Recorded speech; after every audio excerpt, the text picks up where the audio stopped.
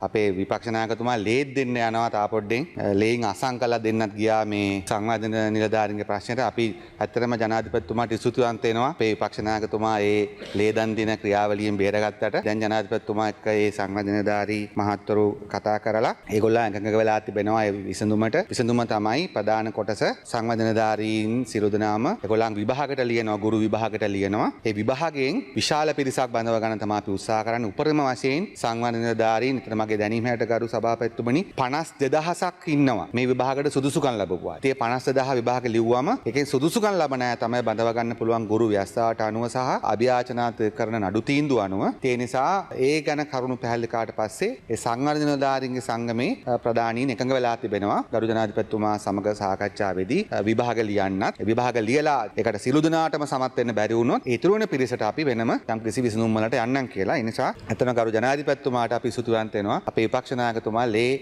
සොලවන්න ගියප එකෙන් වළක්වා ගත්තට ඉතින් ඇත්තටම විපක්ෂ නායකතුමාට අපේම පිහිට තමයි එතුමාට දිගටම අපි එතුමා දිගටම තියාගන්න කටයුතු කරන්නෙත් ගරු සභාපතිතුමනි. ඒ නිසා එතුමාගේ පක්ෂ සමහරව එතුමාට විරුද්ධ වුණා.